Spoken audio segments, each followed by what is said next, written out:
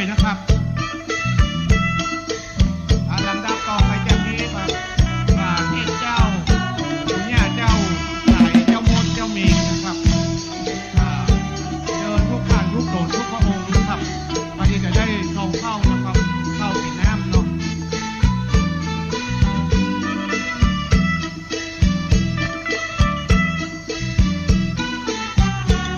ชนะเฮของตึงหิ้งนะครับเฮงมวยครับมวยครูบาอาจารย์เขาเนาะครูบาอาจารย์เขาตรงปักข้างยาบ่คอยติดลูกหาเนาะ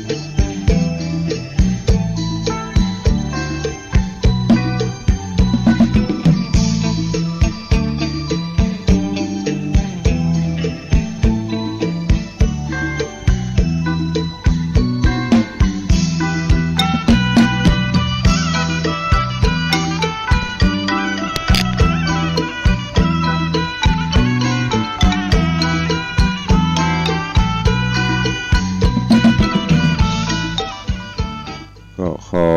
ยกมือ10 นิ้วกราบนอบน้อมอย่างพระติรัตนแก้วเจ้าตั้ง3 ประการอันมีพระพุทธพระธรรมพระสงฆ์อันเป็นสรณะที่เปิ่งตีเคารพนับถืออันสูงสุดในชีวิตกราบคารวะแตบไตไวสาปารมีธรรมพระมหาเถรานุเถระเจ้าคณะพระสังฆาธิการภิกขุสงฆ์สามเณรจุตนจุองค์โดยความเคารพเจริญสุขเจริญปอนพอออกไม่ออกศรัทธานาบุญตินจองห้องวัดจุหนุ่มเท่าใจหญิงก็ขอน้อมต้อนรับทุกท่านเข้าสู่รายการมรดกธรรมกำเมืองต่างสถานีวิทยุกระจายเสียงคลื่นพระพุทธศาสนาแห่งชาติและสังคมตลอดจนคลื่นวิทยุสีขาวเพื่อเจ้าประชาก็ส่งสัญญาณออกอากาศต่างสถานีวิทยุในเครือข่ายทั้งจากสถานีวิทยุวัดฝ่ายหินและวิทยุในเครือข่ายคลื่นวิทยุสีขาวเพื่อเจ้าประชาในเมตตาของท่านเจ้าอาจารย์พระครูอภิวัฒนวิกรมท่านผู้อำนวยการคลื่นวิทยุสีขาวและก็ท่านผู้อำนวยการทุกคลื่นเจ้าหน้าที่ช่างเทคนิคทุกท่านที่ได้มอบถวายเวลาฮือกับทางรายการในวันนี้ต้องขอประทานอภัยวันนี้เข้ารายการจ้าก็เนื่องจากมีศาสนกิจที่วัดตัวเองก็ ต้องดำเนินการจะร้องศรัทธาญาติโยมก็เลยทำให้เสียเวลาไปก็นักเกณฑ์10 กว่านาทีละก็ปากันวันนี้ท้องฟ้าก็อึมครึมอยู่แต่ว่านี่ก็พระพิรุณโปรยปลายลงมาแต่คืนไม่ใช่แต่ว่าแต่คืนก็ตกลงมาก็ชุ่มฉ่ำจุ่มเย็นพ่องก็ถ้าภาคกลางวันถ้าแสงอาทิตย์สาดส่องมาก็จะร้อนเพราะฉะนั้นในช่วงนี้ก็ด้วยความเป็นห่วงขอให้ทุกท่านได้ดูแลสุขภาพร่างกายไปหั่นไปนี่ก็พกจ้องพกร่มพกเสื้อกันฝนกันหนาวไปตัวเดี๋ยวว่าถึงแม้นฝนบตกแดดออกแดดประเดี๋ยวก็มันจะเหมือนแดดตะก่อนแดดประเดี๋ยวก็ร้อน พวกเราว่าจะเป็นลมแดดอย่างนี้ก็ขอให้ป้องกันตัวระมัดระวังกันตัวเองแต่ที่สำคัญก็คือจะไปละไปลืมนั่นก็คือน้อมนำเอาหลักธรรมคำสอนขององค์พระชินวรสัมมาสัมพุทธเจ้ามาประพฤติปฏิบัติก็จะทำให้สุขภาพกายสุขภาพจิตใจเฮาได้เจริญหรือว่าได้อยู่สุขสำราญบันใจกันไป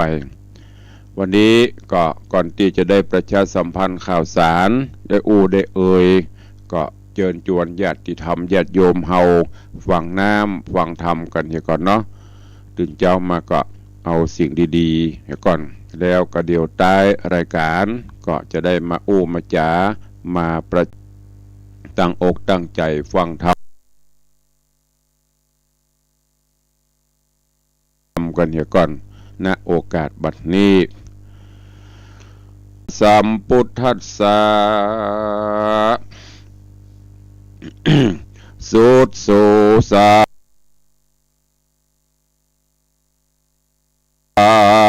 ละภาเต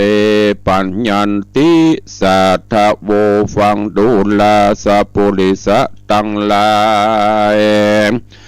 ดังยิงและใจหนุ่มเทาอันตั้งศรัทธาเก่าจุคนจุงแปลงใจตนหืบมันอย่าได้กึดสอดดันไปตั้งได้โอ้ใจอยู่ฟังไปฮือทีอันว่ากรรมสอนนี้หากมีประโยชน์ต่อตนเองบ่เหมือนฟังเพลงนานเล่าได้แต่ม่วนเปล่าได้ประโยชน์หลายน้อยแม่นเต้าปลายก้อยก็บ่หันมี การฟังธรรมเจอการฟังธรรมจุงฟังดีๆที่สันกึดสอดดันหือยาวเป็นเรื่องเป็นราวแต่โสดหากมีประโยชน์ต่อชีวิตตนขอศรัทธาจุคนม้วนโบจงพรำหูดาฟังไปบาดนี้แดนนา ฟังดูราลานเฮยลานจุงแป้งใจบานโจมจื่นเท่าจักยกยื่นกำสอนฮืดหลานจุงอาวรจำจืออย่าได้ฮือหนีหายฮือมันคงควายรับเด็กลูกเจ้าหลานจักเนี่ยการอันใดเล่าน้อยใหญ่จงพิจารณาไข่ฮือดียามเป็นนะหนุ่มเป็นสาวอย่าได้หนีขี้ค้านอย่าได้ดื้อดันปะทกถอยพ่อแม่สอนจุงฟังกรรมมันหิหาเงินคำมาเมียดไว้เพื่อจักหือใดสุขสบายเจยบานแม่นจักมีกู้ปานกับตัวถือเอากันเป็นผัวเมียนอนเล่าฮืดหลานนอนเนาพอฮืดดีคนสมัยนี้มีหลายหลากพ่องตุกยากหนีตายมา ก็แซงมาจากเก่าโอว่าเป็นลูกเผ่าผู้เศรษฐีจุ่มคนดีก็มีมากคนบอดดีก็หากมีหลายเล่นนะหลานเฮยอันหนึ่งนั่นเล่าแม่นได้อยู่เป็นเก้าเจ้าเหือนก็อย่าได้เสเสื่อนไปนอกขีดยังพิษยังจารีตประเพณีกือเนี่ยบอดีใบบอดไปตามจุสอดสะแวงหาบอดีนักหนาพิษแผกป่าหือบานแตกแผ่พวนผัวเมียกันลักเล่นจูผัวเมียบ่อู้เจ้าบ้านก็ตึงหันมันจักเป็นควันเอาไม้ห่อเหือนจักได้แตกเพตาลูกโบตาจักแตกมั่งเฮียตามบ้านเหมือนหมู่มาได้สั่งมาหน่อยใหญ่เฮาต้องได้ฟู้จากกันเข้าของเงินคำหิหายากของเล็กน้อยนั่นหากจ้างป่าวายจากชิบหายไม่เอาความทุกข์โศกเศร้าจักตามมาจากได้เครื่องกายาล้างลูกหลานห้วยคางเฮียให้ผัวเมียตั้งหลายและลูกเต่าจ้างได้โศกเศร้าโดยวาจาติเตียนนินตา108จ้างว่ายอดแดกหือพิษยาย ด่ากันไปแสบฮ้อนเป็นกรรมหายฮ้อนนากวนดีใจว่าจะหืออ่อนม่วนอย่าได้รีบด่วนโกธาเฮปิจารณาสันทีหือหูจักที่เหตุผลอย่าฟังงานโงนตอบตาเป็นมีดเป็นพระไล่แต่งฟันจ้างป่าทุกพันเอาไม่เป็นกรรมใหญ่ติดคุกคางเอาศีลเอาธรรมพระเจ้าธรรมนี้ละเข้าข่มจิตใจก็จากอยู่สบายไปเมื่อลาและนาแถมประการหนึ่งเกิดมาในโลกลาเป็นโคโอนก็กลัวความโจรทุกข์ยากต่างคนก็หักอาศัยกันค คนปัจจุบันเลี้ยงคาบเน่าถือหื้อตัวเก่าเป็นวันต่างก็ภายพันก็สร้างปลูกแปลงบ้านเกหา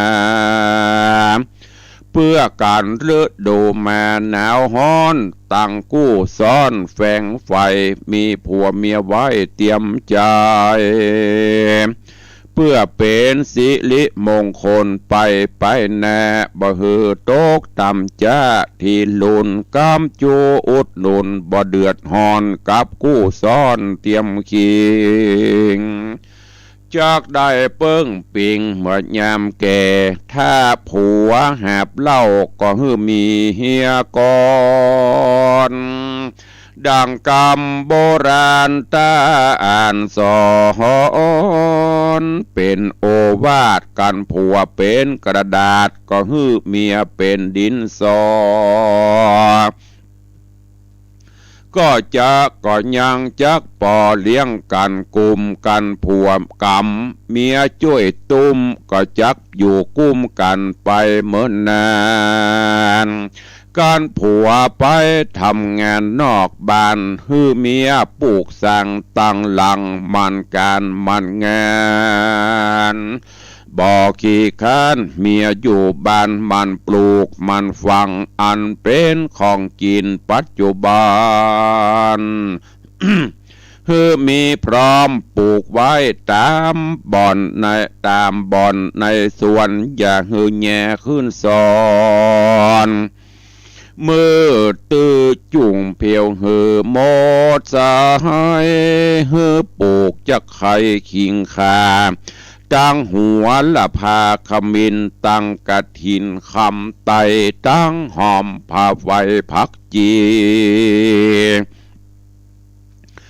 พักได้ดีกวนปลูกหือมีทวนถูกพร่ำพร้อมตั้งหอมปอมหอมบัวตั้งบักถั่วพักแคปลูกทั่วแปรถั่วนกหมากฟักบกฟักมนฟักเกี้ยวหล่นเลินดินเฮือมีไว้กิ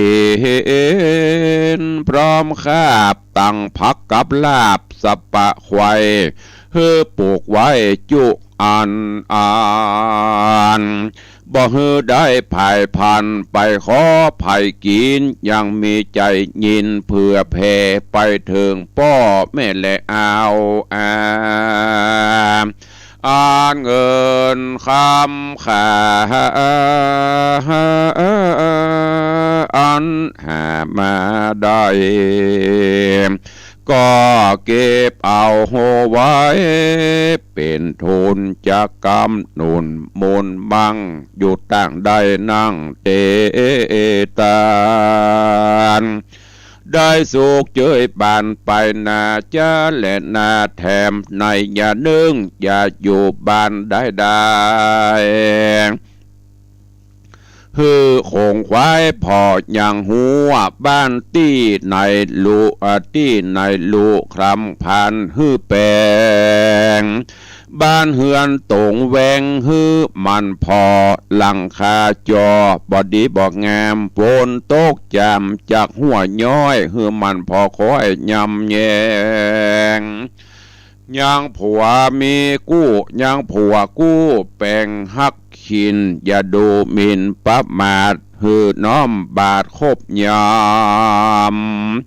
อย่าได้จากกรรมกระหยาบอันบ่สุภาพกับผัวตนฮือได้อดทนทุกค่ำเจ้าหายังเข้าอาหารฮือผัวเจียงคานกินตุกคาบมืออย่ามีใจฮือมีใจซื่ออย่ากดเลวใจเบี่ยงเบลต่างจูฮือได้อยู่ตามสุภาพเมื่อการละคาบยามนอน จูงได้สั่งวอนตัวเก่าได้ฮือผัวเจ้านอนก่อนผู้เป็นเมียก้อยสอนนอนตีหลังอย่าได้จะเสียงดังลายหลากฮือเป็นและฝากดังลั่นหอเฮือนสั่นถึงหัว จากป่ามัวกำเศร้าฮื้อรับเด็กลูกเจ้าเนินนายแล้วรีบคงควายดึงเข้าหงแกงฮื้อมันยำแยง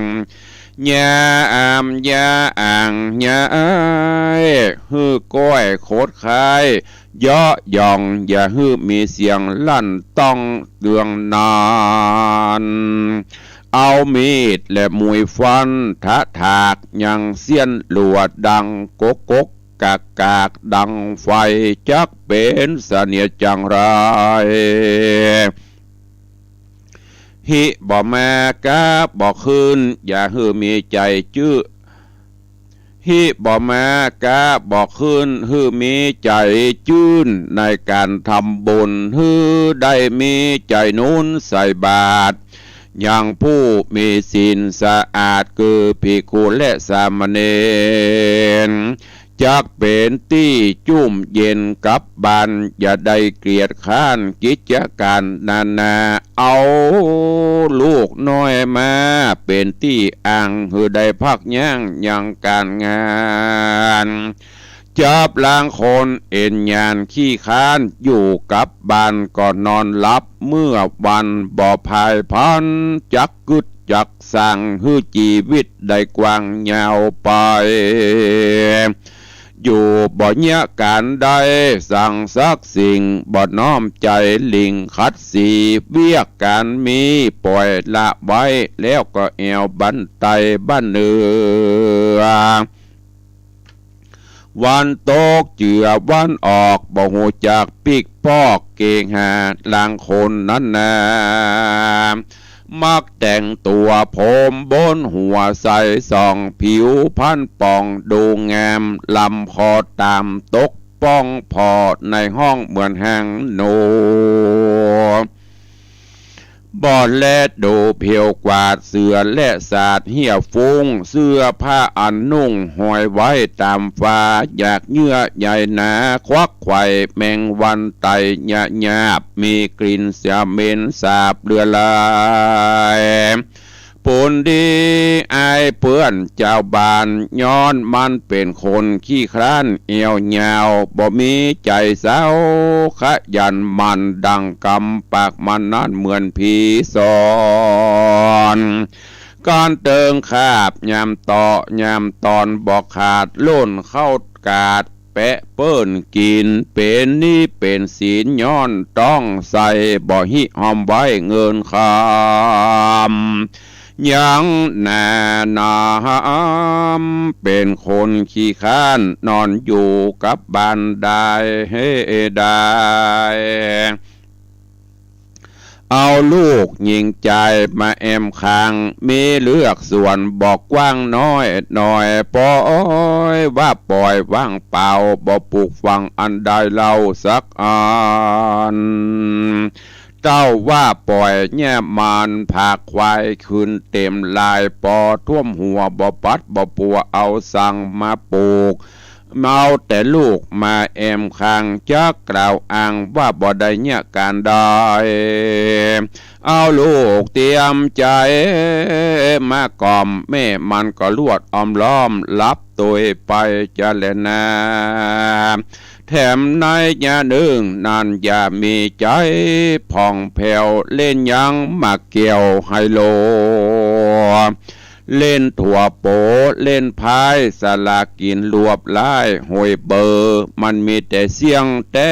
เนอบ่มีจักได้กวนปากันหิหอมเงินคำไว้รักษาเอาไว้เลี้ยงปุตตานอยิงใจเอาไว้เมื่อเฮาบ่สบายเจ็บป่วยบ่ได้ไปขอภัยช่วยหยิบยืมเนื้อไตยืมเนื้อเอาไว้จนเจือเลี้ยงปอแม่ตนเอาไว้สร้างกุศลกรรมต่อเพื่อเป็นเข้าหอกินเตียวตางเมื่อเฮาได้วางตายไปนาอย่าปากันคิดว่าเฮายังหนุ่มอยู่บอกเข้าไปสู่สร้างตั้งบุญ การว่ากรรมมาหนุนตอบสายได้ตกให้ตายเสียคนก็จักบ่ได้หอนกาตาหาอำดีอันหนึ่งฮือรักษาศีลสีสะอาดอย่าได้ประมาทต่างตานก็จักสุขเจยบานไปนาและลานเฮ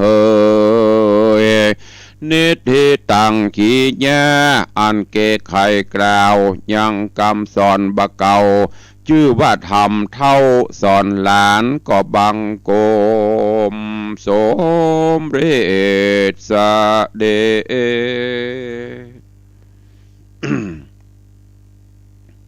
ก็วันนี้ได้นำเอาธรรมเทศนากรรมบะเก่าเท่าสอนหลานได้มาเทศนาฮือกับญาติโยมศรัทธานาบุญทั้งหลายได้สดับรับฟังแล้วก็เก็บแกะก่อนไกลเอาเนอในธรรมเปิ้นได้ชี้แนะชี้นำลูกหลานตันเต้าเยาวชนคนดีโดยเฉพาะในโลกปัจจุบันซึ่งเป็นโลกยุคดิจิตอลโลกยุคอย่างก็โลกทั้งโลกอยู่บนปลายนิ้วมือเป็นยุคแห่งหูติบตาติบ เพราะฉะนั้นถึงแม้จะเป็นโลกสีวิไลแต่เฮาจะได้ลืมคำสอนบะเก่าบะเดิมเนอะอันมีมาแต่โบราณหลายข้อที่อาตมาภาพตุลุงได้เทศคือญาติโยมจบไปเนี่ยที่เปิ่นแนะนำพร่ำสอนโดยเฉพาะการเคารพยำเกรงพ่อแม่คือเป็นกุลบุตรกุลสตรี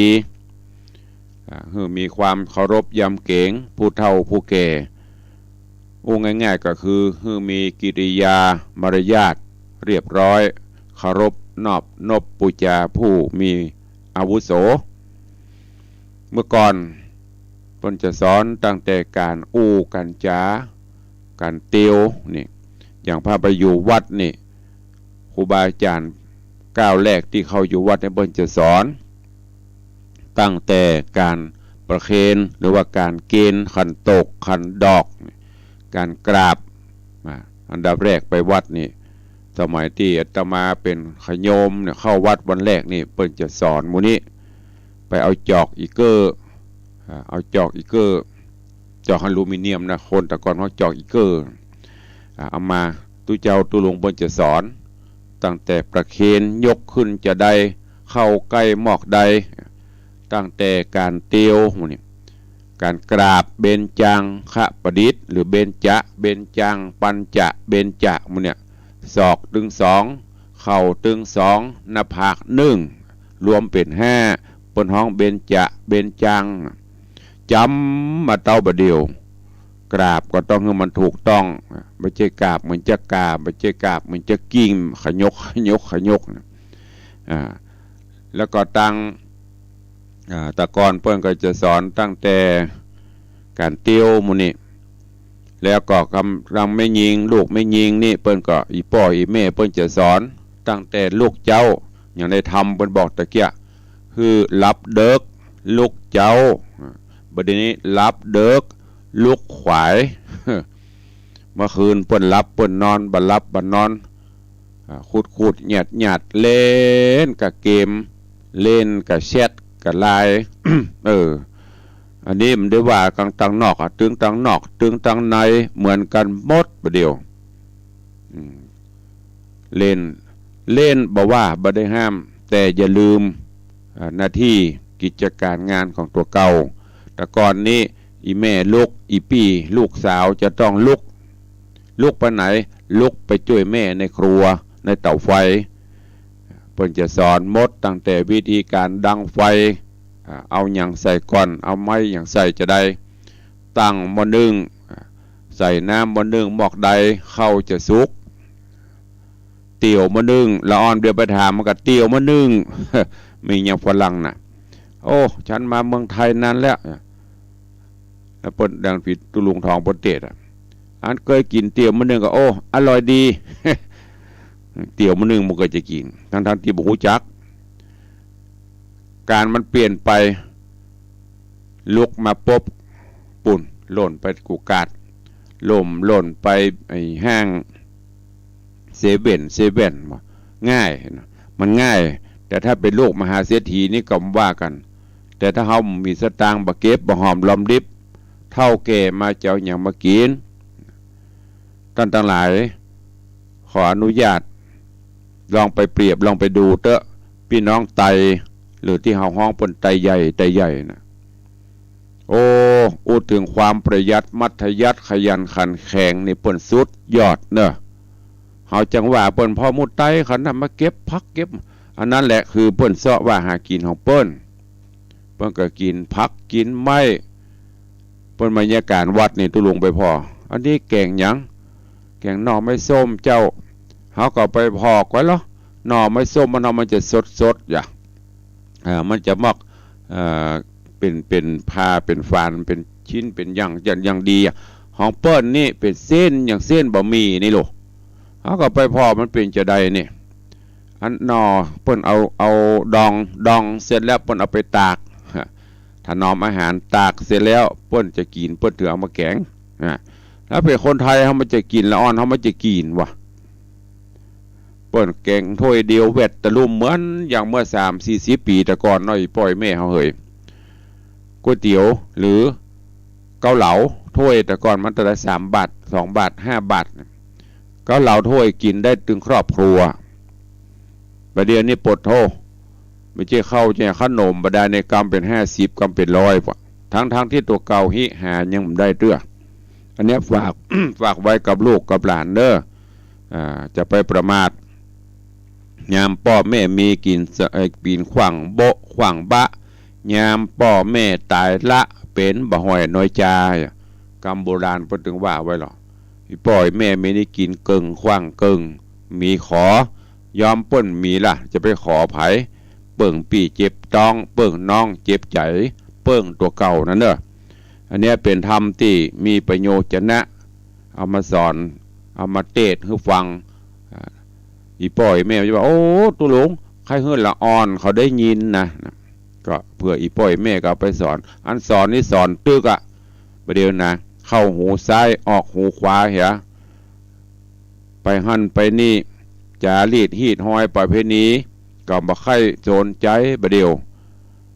นัดกันอย่างเปิ้นบาดทนแต่ก่อนนี่เปิ้นจะเอาผัวเอาเมียเปิ้นจะพอจะกอยเป็นปีปุโรเป็นขวบปุโรดูใจพอใจพอกิริยามารยาทหักต้นเสมอปลายก็ประเดี๋ยวนี้บอกว่าหัวนอนไปตีนลูกไผ่ลานไผ่บหุยิ่งดูกันในเฟซในไลน์ที่เป็นข่าวน่ะ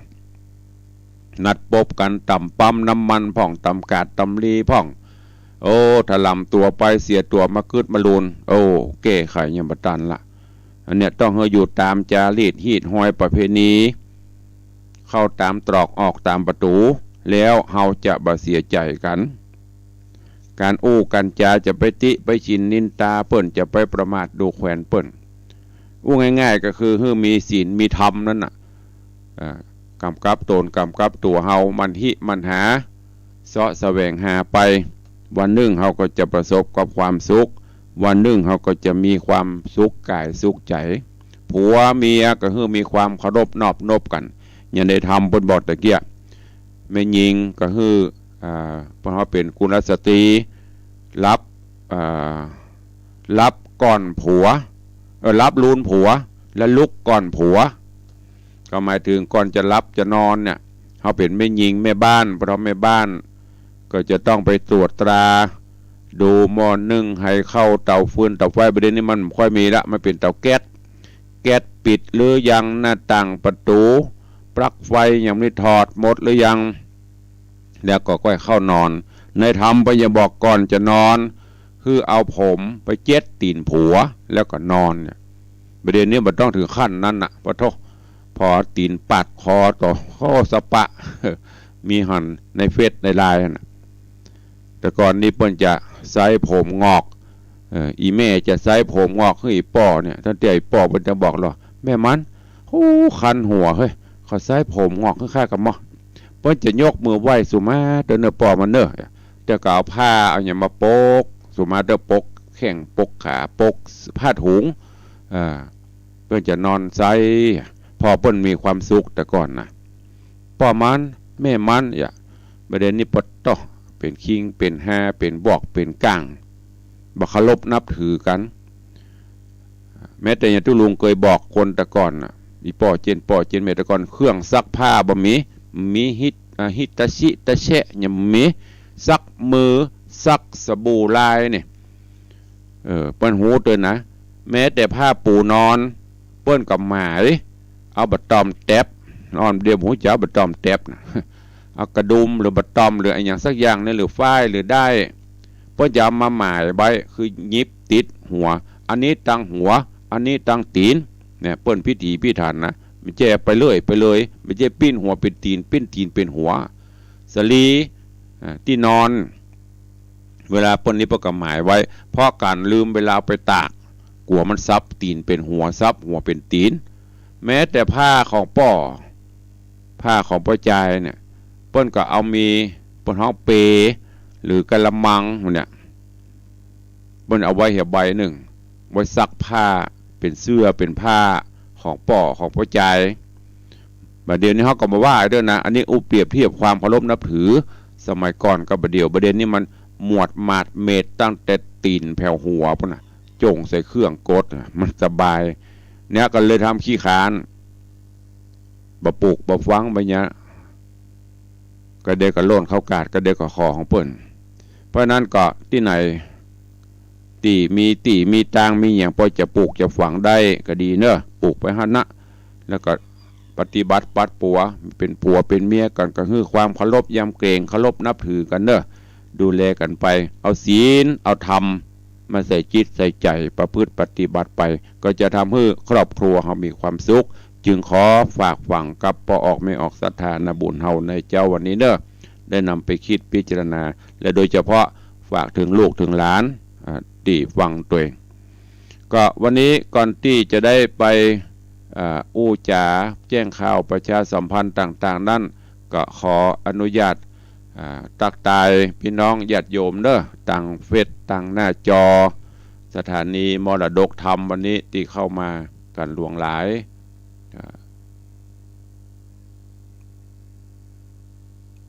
เจริญพร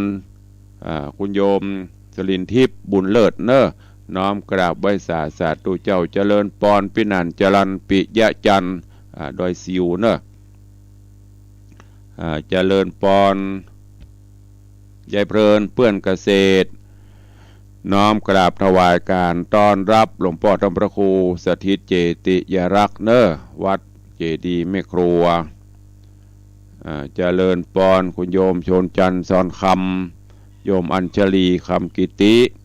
เจริญพรโยมสุรัตน์เสาคำหรือว่าโยมตู่เนอะกราบไหว้สาครับผมเจริญพรเช่นกัน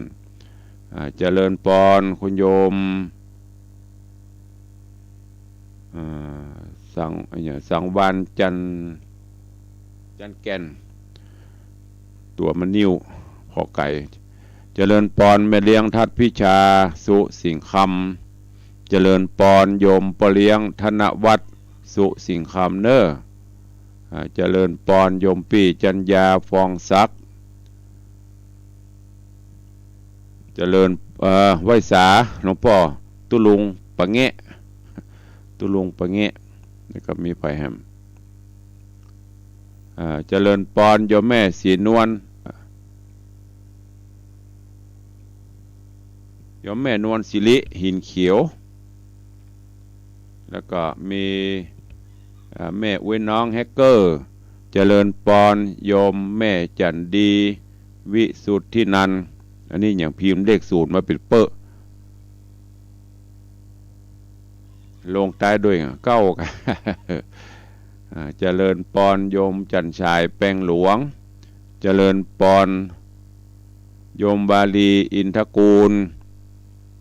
โยมแม่ดาวันคำวังถวายการต้อนรับหลวงทุปีท่านพระครูปลัดท่านอาจารย์ปลัดปิยะวัดปะงิ้วนี่เป็นผู้ติดตามตั้งหน้าจอเฟซบุ๊กของสถานีมรดกธรรมเนอะ กระเดียวตังสถานีขึ้นตึงสีขาวตึงคลื่นวัดไฟหินก็จะได้ตักได้ตายกันวันนี้มีข่าวฝากประชาสัมพันธ์จากทางคลื่นวิทยุสีขาวท่านอาจารย์พระครูอภิวัฒนวิกรมได้ฝากข่าวประชาสัมพันธ์ให้กับพี่น้องญาติโยมศรัทธานาบุญตัวเนอปนบอกวันเนื่องโดยในวันที่17สิงหาคม2565เป็นวันครบรอบ10ปีแห่งการก่อตั้งสถาบันธรรมาภิวัตรบ้านศพเตินอำเภอตำบลศพปาดอำเภอแม่เมาะจังหวัดลำปางก็ขอนิมนต์ครูบาอาจารย์พระสงฆ์ทุกท่านแล้วก็เจริญปอนเจิญจวนญาติโยมในคลื่นสีขาวก็ดีหรือว่าญาติโยมทุกคลื่นเนอะที่ฟังอยู่นี่ได้ไปร่วมกิจกรรมโดยการรวมกลุ่มเดินทางไปกันเองจวนกันไปหมู่ไผ่หมู่มันเนอะรถไผ่รถมันจะไปแบบเหมารถตู้หรือจะไปรถส่วนตัวก็สุดแล้วแต่ตามกำหนดการก็คือวันที่17สิงหา2565เวลา5โมงหรือว่าตี5ออกเดินทางเวลา7โมงแวะถวายภัตตาหารเจ้าแล้วก็กินข้าวกินน้ำพร้อมกันที่กาดต้งเกวียน7โมงเกิงออกเดินทางจากกาดต้งเกวียนไปอำเภอแม่เมาะเวลา9โมงถึงสถาบันธรรมาภิวัตรอำเภอแม่เมาะจังหวัดลำปาง9โมงถึง11โมงทำบุญตามอัธยาศัย11โมงถึงเที่ยง ก็ถวายภัตตาหารเพลกับพระเจ้าประสงค์แล้วก็เชิญชวนญาติโยมรับประทานอาหารแบบโรงทานโดยพร้อมเพรียงกันเวลาเที่ยงเกิงเป็นต้นไปร่วมกิจกรรมสถาบันธรรมาภิวัตรเวลาบ่ายโมงเกิงปิก บ่ายโมงเกิงเดินทางปิกเดินทางกลับโดยสวัสดิภาพในการนี้ก็ขอเชิญชวนเนอะญาติโยมศรัทธา FC แฟนรายการทุกท่านในคลื่นสีขาวก็ดีทุกคลื่นความทีเขาก็ตาม ก็ได้ไปร่วมกิจกรรมในข่าวครั้งนี้ในกำหนดวันที่17สิงหาโดยพร้อมเพรียงกันเนอะแล้วก็วกเข้ามาในรายการในงานของตุลุงเช่นกันอันนี้วันที่21สิงหาคม2565เป็นวันรวมญาติธรรม FC แฟนรายการทุกท่านทุกพื้นที่งานวันครบรอบอายุวัฒนมงคลวันเกิดของตุลุงเนอะครบรอบ59 ปีก็สูมาอภัยเนอะอากาศน้ำเจ้าอากาศไม่ค่อยดีวันที่21สิงหาคมเชิญชวนร่วมสืบชะตาหลวงแบบล้านนาถวายมุทิตาสักการะถวายทานต้นเงินต้นทองต้นเพชรต้นมหาทานะปรมีเพื่อสมทบกองทุนนิธิวิสิตศรีราพรเนอะก็เป็นประจำกุปีทุกปีวันที่21สิงหาเขามีนัดพบกันที่วัดวังสิงห์คำตำบลประแดดอำเภอเมืองจังหวัดเชียงใหม่แต่2 ปีที่แล้วโควิดหรือว่าโรคระบาดมาก็งดกันไปปีนี้สั่งซาแล้วก็จะได้จัดกิจกรรมเสริมชะตาปารมีธรรมฮือกับตุเจ้าฮือกับญาติโยมศรัทธาตัวเองเดินมาพบมาปะมาอู้มาจากันเนาะอย่างกูปีก็จะมีญาติธรรมมาร่วมกันอย่างหลวงหลายปีนี้ก็จะไปลืมเนอะตรงกับวันอาทิตย์วันเสาร์วันอาทิตย์วันเสาร์ภาคบ่ายก็จะมีพิธีทักษิณาวันอาทิตย์ก็จะมีพิธีสืบชะตาหลวงถวายทานจตุปัจจัยต้นเงินอย่างที่ได้บอกไปการนี้ก็เชิญชวนเนอะอีพ่ออีแม่ญาติธรรมญาติโยมสาธุชนกูบ้านกูจองกูตีกูโหนกูแหงเนอะใครว่างเว้นก็มาร่วมในการทำบุญด้วยกันบ่ว่างก็ส่งจิตส่งใจมาหรือมีกุศลและจิตเจตนาศรัทธาอยากจะร่วมเป็นเจ้าภาพสังฆทานเจ้าภาพโฮงทาน ถวายทานต้นปัจจัยสมทบกองทุนนิธิก็น้อมเจริญปอนเจิญเนอะหรือจะให้จะห้อมตามจิตเจตนาก็ได้อนุโมทนาบุญขอบคุณกับโยมปอเลี้ยงธนวัฒน์แม่เลี้ยงทัดพิชาสุสิงคำมหารัตนอุบาสกอุบาสิกาบ้านวังสิงคำวันนี้ร่วมเป็นเจ้าภาพถวายทานต้นมหาทานะบารมี1 ต้น100,000 บาทร่วมถวายเป็นเจ้าภาพสังฆทานโฮงทานเจ้าภาพซอเจ้าภาพดอกไม้สดแถม50,000 บาทรวมเป็นเงิน150,000 บาทอนุโมทนาบุญกับปิณานล่าหรือว่าปิณานจรันปิยจันทร์บ้านดอยสิวร่วมทำบุญสังฆทาน1 ชุด 2,000 บาทและร่วมเป็นเจ้าภาพถวายเครื่องดื่มชูกำลังจะเป็นยี่ห้ออย่างบอกเนอะเดี๋ยวไปว่าโฆษณาเพิ่นเครื่องดื่มชูกำลังแถม500 ขวดขอบคุณกับโยมพ่อเฒ่าพงษ์แม่เฒ่าบังเอิญบุญชัยสังฆทาน1 ชุด 2,000 บาทโยมพลตรีโยมแสงซาเด็กชายแสงเมืองบุญชัยสังฆทาน1 ชุด 2,000 บาทแม่ครูจุธารัตน์สมบัติสันทรายต้นกอกสันผีเสื้อสังฆทาน1 ชุด 2,000 บาทโยมแม่จันดีวิสุทธินันท์เจดีแม่ครัวแม่แฝกสันทรายสังฆทาน1 ชุด 2,000 บาทคุณโยมจามจุรีสิทธิวงศ์ห่างดงต้นเงิน1 ต้น 1,000 บาทโยมแม่จันเปงปิงพยอมวังสิงคำเป็นเจ้าภาพสังฆทาน1 ชุด 2,000 บาทโยมอาม่าบัวเพือนชอเจริญยิ่งร่วมเป็นเจ้าภาพต้นเงิน1 ต้น 1,000 บาทพ่ออาจารย์บุญมาแม่ตุนแก้วท่าคำแปงและลูกหลานบ้านวังสิงคำสังฆทาน1 ชุด 1,000 บาทโยมแม่จันสมเชียงทองพร้อมครอบครัวลูกหลานเจ้าภาพสังฆทานชุดใหญ่1 ชุด 2,500 บาท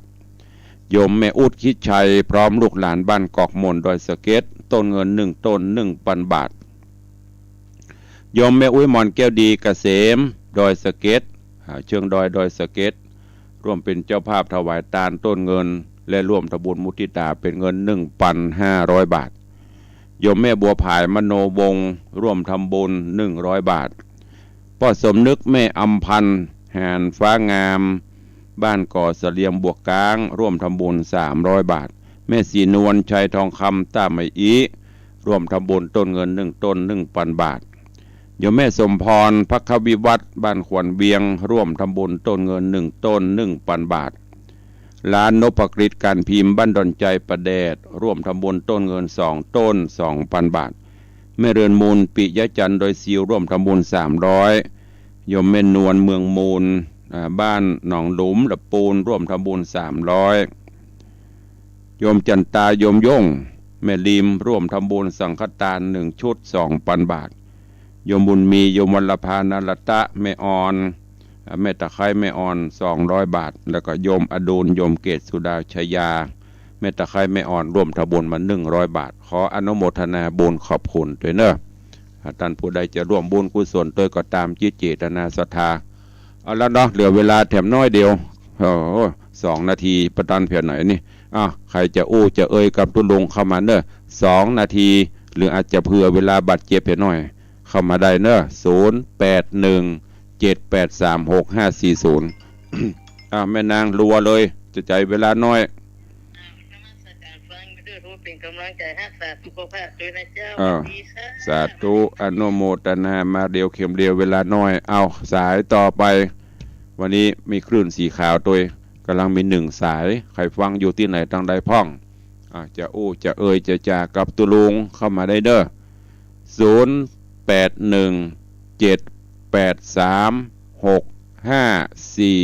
0818365540วันนี้ตั้งสถานีของคลื่น104วัดไฟหินก็ปกติแล้วหลังจากที่วันทองวันซ่อมแซมเพราะว่าฟ้าสายฟ้าลงใกล้ๆก็เลยเช็คซ่อมไปมีก็ใครจะอู้ใครจะฮื้อกำลังใจก็โทรเข้ามาวันนี้ก็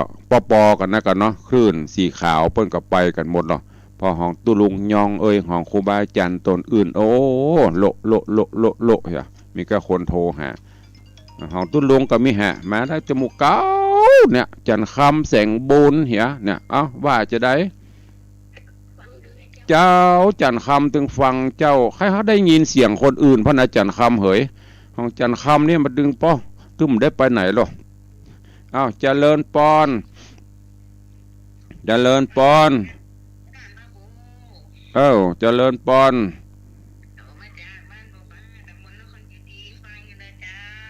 สาธุอนุโมทนาเจริญปอนสายต่อไปฮัลโหลประหลวงว่าได้เสียงใครชัดเจนให้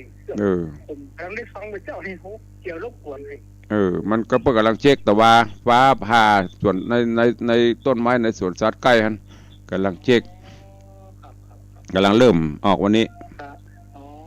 สาธุ21จะไปลืมเด้อปะกันที่ในวังสาธุอนุโมทนาขอบคุณพระหลวงก่อนเจริญปอนเอาไว้สาเจ้าทุลุง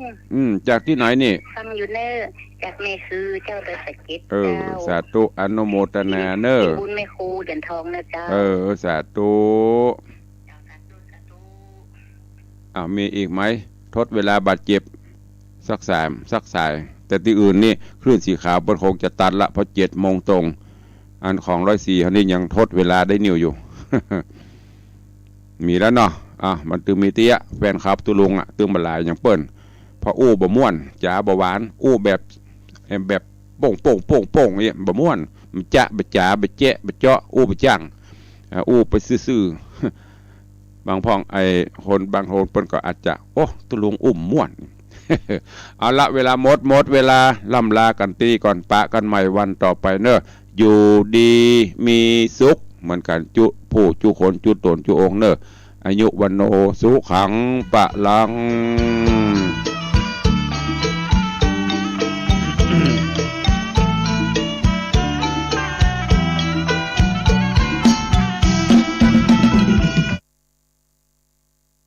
มีรายได้น้อยอย่างเต็มที่นายกรัฐมนตรีสั่งการให้หน่วยงานที่เกี่ยวข้อง